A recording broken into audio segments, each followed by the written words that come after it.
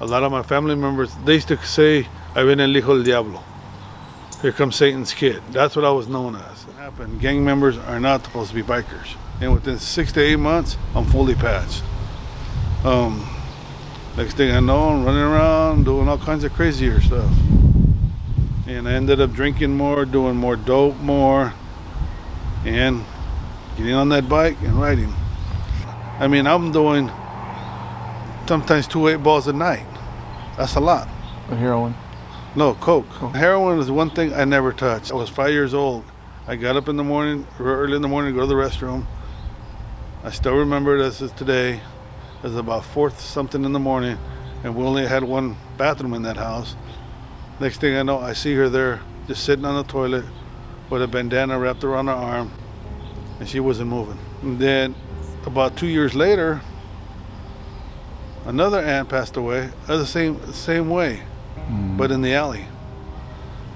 When I found out what that was and what caused those deaths, I told myself I would never do that.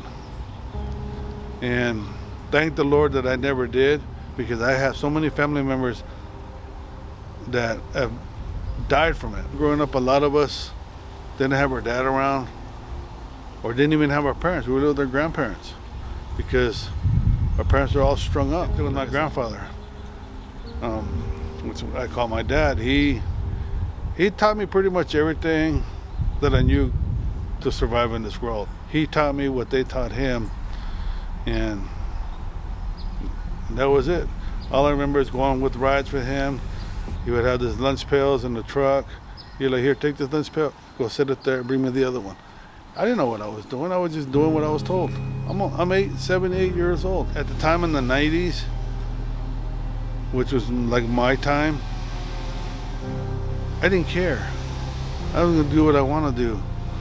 And that's what I did. I just did what I wanted to do. I didn't listen to nobody. I did what I wanted to do. And a lot of my homeboys, some of them rest in peace, some of them are still doing time and are gonna probably never come out, but they were raised the same way.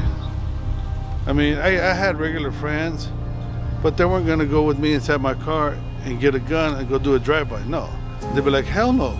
They'd be, I'm out of here. But if I told my homeboy, let's go to a different barrio, let's go shoot it up, hey, they were down. With me and my homegirl, rest in peace, we would go on a Sunday morning and go to this neighborhood and start shooting it up for no reason. Why? Because we were both on what I used to call a sick one. We were on a sick one, and we were just doing the most idiotic things you can think of, or you couldn't even imagine. People were asleep usually on Sundays, and I'd come in bumping sounds and everything, and then start doing stupid stuff, and then walk back to my car, sit there, and do another leño, and kick back, and then I'd take my time getting out of there. People were like, this guy's nuts. People were wondering, who's this biker running around going through all these bars, throwing people out? This one individual throwing people out of these bars. I was throwing people out from Imperial Valley all the way up to Orange County. I did that for 2 months by myself, solo. I come over here because I had to take care of something, and the family knew somebody's gonna get hurt. That's the only reason he's here. He's not here just to say hi. No, he's here because he's got to take care of business. And about six years, 2 months ago, I got diagnosed with something in my spine that is not curable. The average lifespan when you're diagnosed with this is 3 to 5 years. One of my sisters came by to visit me. She's like, "Hey, bro, you're all white. You look like all jaundiced." She's like, "Where's your high blood? Where's your pressure cup machine?" I go, "Right there in my room. I'm gonna go grab it." So she grabs it, and she goes, "I gotta take you to the hospital." I go, "For what?" I'm feeling. She goes, "No, you're at 226, at 162. You're about to have a heart attack." For about 2 months before I went to the hospital, I was getting these tremors through my body, and there was times where I'm asleep and I could just, my whole body would shake. I have a famous relative that's a famous doctor. His name's Thomas Novak. He's number 3 in the world for robotic back surgery. So he walks in, he goes, "Hey, I know what's wrong with you." And what was happening, that infection was already trying to get to my sciatic nerve. It gets to your sciatic nerve, all movement, everything, you lose it. As far as you're talking, you opening your eyes, you moving anything, you're done. And that's pretty much what he had told me, but I still didn't comprehend it because of all the medicine and stuff that I had going through my body at the time. And all I remember is my two boys that I have, Juan and Joseph, they're just crying. I had to learn how to walk. First time I got up on the bed, and you know how the hospital beds are, they got the railing and stuff. I got up, Chris is holding me, and I told him, let me go. He let me go. I hit the rail, split my head open, but I was pissed because then I started cussing at God. I go, really, you whatever name you can think of, I said it. And I go, all right, watch, you're not gonna win, I'm gonna get up. So it took me almost 3 weeks, and I finally started moving myself around, and they finally let me go home. The years went by, everything was okay. Come last year, I went on a Wednesday to my regular doctor's appointments, and I wasn't in the mood for any BS. I go, come on, what's really going on? I've already signed the paperwork and everything. I need you to go to the hospital 2 weeks from now. I go, it's Thanksgiving in 2 weeks. He goes, well, that's where you're gonna be at. I go, why? He tells them, turn the monitors on. It's up to your L2 now. It's spreading. You're gonna come back on Monday. We're gonna do another MRI, and this is how I'm gonna calculate how much time you got to be on this earth. Got up, walked away, went home. Told you I got 3 to 5 years to live. Guess what? It's here. Reality hit me in the face now. Sunday, going into Monday, about 1 in the morning, I got out of my bed. I start crying like a little kid. Start crying. And that's when I finally realized who God is. I got on the floor like a little kid crying, asking him that this is what I got to go through because of what I've done. You know what I've done, God. You know what type of person I've been.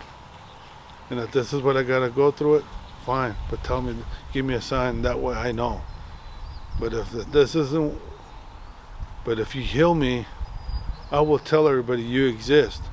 And those words would never come out of my mouth, Chris. Okay? And they did. Monday, I didn't even bother to notice how I was walking or anything, but I'm sitting in the wheelchair. Go to do the MRI. You know, MRIs take about 30 minutes. I'm coming up. Then they dragged me back into the machine, and I was mad. Yeah. So when they did that, I finally got to the thing, and took about an hour or so before everybody got together. And I'm already fuming because I'm like, hey, you guys are messing with my life. I need to know what's going to happen. So my cousin finally got on there. He goes, hey, you know what you did? I go, dude, what are you talking about? Tell me how much longer I got to live. He goes, turn on the monitors. There was no more spots. And at first I was arguing with him. That's not me. He goes, hey, idiot. It's got what name's on there? What social number? Guess what? You have no more spots. You know what you did. And you better keep your word. I called a real good friend of mine. He's from Escondido. He's a minister and stuff. His name, he's Joker from 11th Street in Escondido. His name's Daniel Orozco. He's the one. I talked to him first, and he's the one that brought me to the Lord. And ever since then, I've been blessed. I walk straight. I don't worry about anything anymore. I've never been afraid of nobody, and I'm still not afraid of nobody.